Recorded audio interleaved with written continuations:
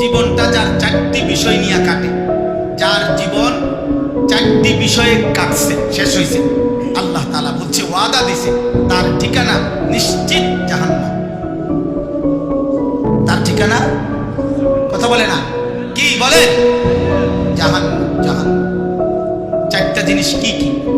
ইন্নাল্লাযীনা লা ইয়ারজুনা লিকাআনা।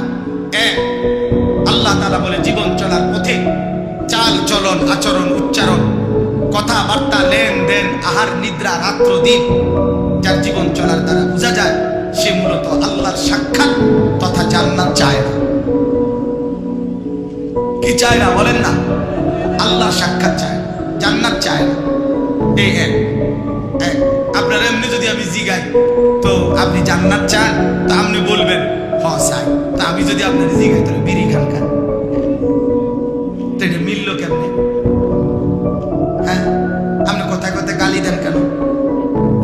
এটা মিলল কেমনে? আপনার কথার সাথে আচরণে মিল হইল? কথা বলে না কেন? আপনি সুদ নিচ্ছেন কেন? কিস্তি নিলেন কেন? লোন নিলেন কেন? আপনার ঘরের বউ বাচ্চা, নাতি নাতনি নিয়ে আজকে 30 বছর ধরে প্রত্যেক দিন আপনার ঘরে রঙিন টেলিভিশনে নর্তকী নাচে, নাটক, সিনেমা দেখে, উপযুক্ত যুবক যুবতী নাচে গায়, জড়িয়ে ধরে, আপনিও দেখেন, আপনার নাতিও দেখে, আপনার বউও দেখে, আপনার জিও দেখে।